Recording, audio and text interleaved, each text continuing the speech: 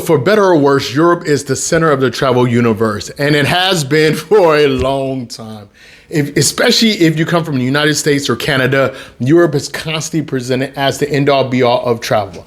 Now, while it has always been a phenomenal place to explore, things have quickly changed. And with the economic state of the world right now, everybody's looking for alternative destinations to go. So what I wanted to do is I wanted to take a little bit of time and help you guys to explore 7 places I think are still amazing in what I like to call shoulder season. Now, I didn't make up shoulder season. Shoulder seasons or off seasons have been around forever, but things are definitely changing in Europe in terms of the shift of shoulder season. As travel content creators, we've kind of done our job a little bit too well, where a lot of travelers who have the opportunity to travel outside of those normal summer or holiday months end up going during shoulder season. And there are only a few destinations left where the prices are not as high and the crowds are significantly lower. So these are my 7 picks for the best places for you to explore during shoulder season. So the first destination is actually kind of a new one for me. I've only been there twice. The very first time I went there was in 2018. It's called Wroclaw or Wroclaw. I was absolutely blown away by this city. It's one of Poland's most underrated destinations. Everybody kind of focuses on Krakow, Gdansk, even Warsaw as the capital, but Wrocław has so much to offer anybody that's looking for a short getaway without a high price tag, especially during those off-season months where the weather is a little bit milder. I personally prefer spring, where it's a little bit cooler, it's a little bit drizzlier, and the city is absolutely stunningly beautiful and probably one of the most stereotypical Polish cities in terms of architecture that I've seen. The cuisine is, absolutely phenomenal. And let me tell you about the locals. The locals in Poland overall have always been more than welcome in. I used to live in Krakow, so the Polish culture and community has always been close to my heart. But the first time I went to Wrocław, and even the last time, I was just inundated with some amazingly wonderful people. One thing I highly recommend you do is explore the dwarves or gnomes. I believe there's over 350 now. They keep adding them. And not only is it a fun way to kind of explore the city, and let's be clear, it is specifically designed for tourists. It's something for tourists to do.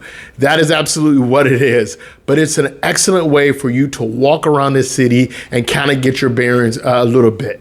One thing that I will warn against, do not expect any kind of life-changing monuments or events. Wrocław is a place you go to slow down, experience, and explore a little bit while taking it slow and easy. Now, the next one is probably one of the most popular destinations in the world. I can't think of a person who has never heard of Istanbul.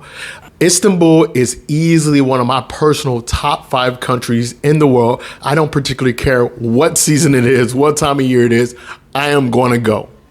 But for first timers or people who haven't explored a lot of Europe, I would say the shoulder season is the perfect time.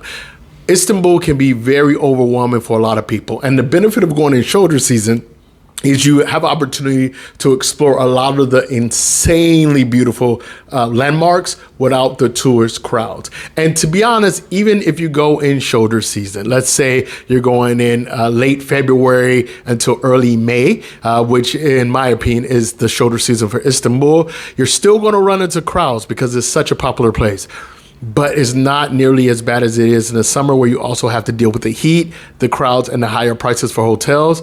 But the shoulder season gives you that window. You don't have to deal necessarily with the crowds. The heat is basically non-existent, and the prices are amazing. Now, one thing that I highly recommend you do is book a food tour. Specifically, book a food tour through Get Your Guides, which I'll leave a link to them, or Viator Travel. I've had nothing but amazing experience with both of these companies doing food tours in Istanbul, and I highly recommend it. Something you have to watch out for, though, is scams. Let me say that again. Scams. Unfortunately, Istanbul has a lot of scams, and two particular ones. There's one that I actually fell for on one of my earlier trips. It's a brush scam where somebody who does shoe shining, they'll drop the brush, you'll pick it up, and just being a kind person, they'll offer to do your shoes for free and then demand some money out of it. And the second one isn't necessarily a scam, it's more of a hustle, where a lot of the people who sell Persian rugs, which are stunningly beautiful by the way, will try to get you into their shops. There are several other scams that I might make a full video on, but that's something you have to watch out for. But Istanbul is still one of my favorite places in the world to explore. Now, this next one is a surprise that I even put this on the list. It's a Lisbon. And I have had a love-hate relationship with Lisbon for about 10, 11 years now.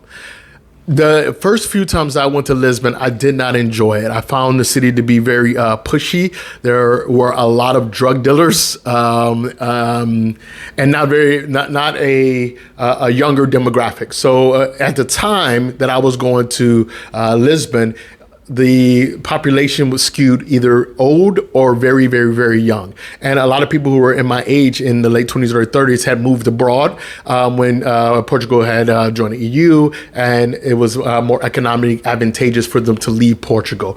Things are definitely changing with a lot of young Portuguese people coming back and opening up some phenomenal restaurants, bars, clubs, event spaces, art galleries, all around Lisbon. Lisbon is a stunningly beautiful city, and the shoulder season is absolutely immaculate, being right there on the water, and it's a place I've long highly recommended. While I personally still prefer Porto, I think for most tourists, Lisbon is an excellent place to explore during shoulder season, especially with the better temperature and lower prices. Now, one thing I would highly recommend that you do in Lisbon is explore the phenomenal Portuguese wine scene. There's so many amazing wine bars throughout the city that you will be spoiled for choice. One thing that you really have to watch out for is, my God, that city is steep. So many hills. If you are not in at least a little bit decent shape, it is not a very walkable city for you because there are so many hills up and down. So be aware of that. They do have trams that you can hop on and different other modes of transportation, but just be aware it's not the most walkable city anymore. Next up is Prague. And I was kind of in this weird space when deciding where in Central Europe I wanted to choose. I was considering doing all of Central Europe, right, in this spot. But I decided on Prague because I was just in Prague about 2 months ago, and one thing really stood out to me about Prague. The Czech people go out of their way to maintain as much of their culture and identity as possible. A lot of other Central European major tourist cities do not do the same. They've acquiesced quite a bit to the tourism industry, particularly Budapest. I'm looking at you, Budapest, even Krakow to a certain extent, Bratislava almost entirely.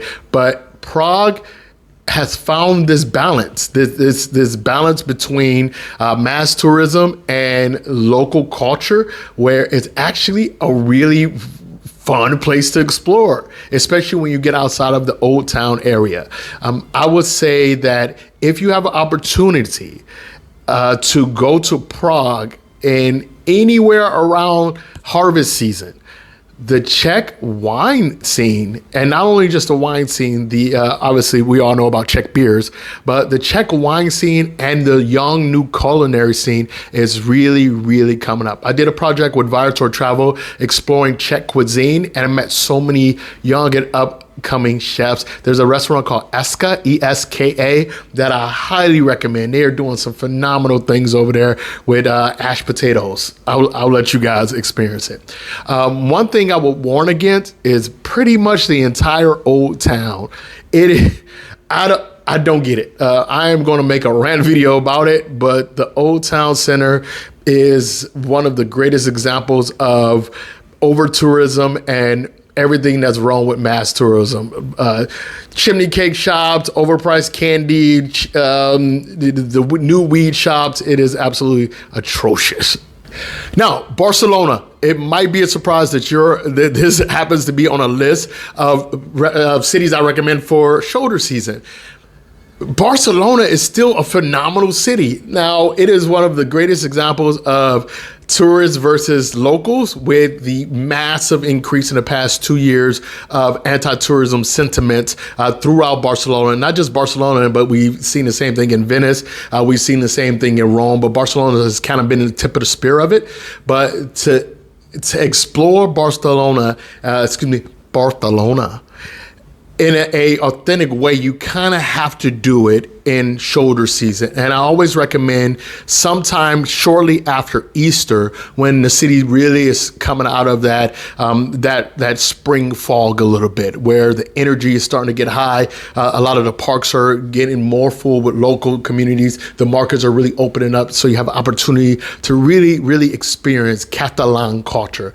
And speaking of that, one thing that I highly recommend is exploring the Gracia neighborhood. It is not only one of my favorite places in Barcelona, but it's actually one of my favorite places in Europe overall. It has so much history, so much culture, the stunning architecture, the very, very specific cuisine that you'll find in Gracia is more than worth a special trip. Now, there's a long list of things that I can tell you to watch out for, but unfortunately, you're just going to have to try to dodge all that chaos of the Ramba, of the scammers, of the extremely high prices. Try to stay in as many chain hotels now as possible, because Airbnbs have just gotten outrageous, pushing a lot of people out, and you're seeing a lot of anti-tourist sentiment in these small local neighborhoods. So if I said worry about anything, really, is stay away from the Rambla area and probably stay in chain hotels, unfortunately. All right, so the next suggestion is easily one of my favorite cities in Europe right now is Hamburg. I do not understand why more people don't know about Hamburg, why more people don't explore Hamburg. I have a sneaky suspicion it's because of the pricing. But Hamburg might be the best shoulder season destination in Europe. It's spring and fall. It is absolutely stunningly beautiful. The port is just immaculate. Now, I will say the cuisine leaves something to be desired, but there are a lot of different options. I highly recommend exploring Hamburg just because it's one of Europe's most beautiful cities, and a lot of people don't know about it. One thing that I recommend you do might be the kitschiest, most touristy thing I've ever done. It's their miniature wonderland. This place is massive, and I'm not going to get into the statistics of it. I'll just post them up here, show you guys a few videos I took on my last trip. It is one of the coolest things you've ever seen. It is small replicas of cities and events around the world, extremely interactive, wonderful for friends and family. I did not go with kids, and I had an absolute blast, and it still felt like I left too early. The miniature wonderland is absolutely wonderful, and if you happen to be a Kingster, there is a place called Boutique Bazaar that I highly recommend. This is probably the only time I'll give you two things I recommend there, right? Something that you need to watch out for is probably down in the St. Pauli area is a lot of homeless people, and not just homeless people, a lot of aggressive homeless people. Now, the Rotterdam, Pauli area, they're very, very popular with tourists and a lot of locals. More so the nightlife is down in that area, but you also find a lot of very aggressive homeless people, especially as the night gets later. I would not recommend you stay in the area. I would say go down there, absolutely see it. It's a wonderful area to explore, but I would not get a hotel near there, and there are plenty areas and neighborhoods around them where you can really stay there and then come in and out. And last but not least, Thessaloniki, Greece. I've been to Thessaloniki 4 times over the years, and every single time I go to this city, I just become more and more enamored with it. Being right on the water, it is a perfect destination for shoulder season, where that breeze coming off the water is absolutely refreshing. The cuisine is amazing, and the locals are more than welcome.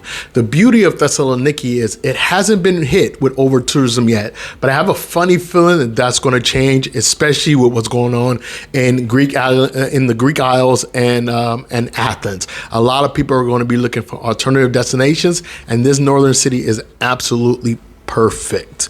I highly recommend you check out Aristotle Square, where it's basically the center of existence in Thessaloniki, particularly on the nightlife. And personally, when I go there, I try to get a hotel somewhere near Aristotle Square where you can kind of explore around the entire city from this central location. And you should definitely try to do a day cruise. Hopping on the Gulf is absolutely stunningly beautiful, especially if you do a sunset cruise. It is absolutely, it's one of the most wonderful things that you can do in the region. Now, some things you might want to look out for: maybe having too much fun. So to be perfectly honest, I've never had a negative experience in Thessaloniki, and maybe because I wasn't looking for something negative or something bad to talk about. But as I was writing this script, I couldn't really figure out anything negative to say about Thessaloniki. It is absolutely a wonderful destination and pretty much one of the few places that I would say you're not going to run into that much over tourism. All right, guys, so that's my top 7 places that I think you should explore during shoulder season. Now, shoulder season keeps pivoting and adjusting. I personally call shoulder season late February until early May now. And on the back end is something around early September until around late November. So that's what I consider to be shoulder season. Depends on your destination, where you go. For example, Southern Europe is going to be significantly different than Northern Europe, given the weather differences. Economically, it's also going to depend on where you're going and how locals decide to price it. So please leave a comment below. Let me know where you enjoy going in shoulder season. As usual, lead the world better than found it. I will see you guys in the next video. Happy travels.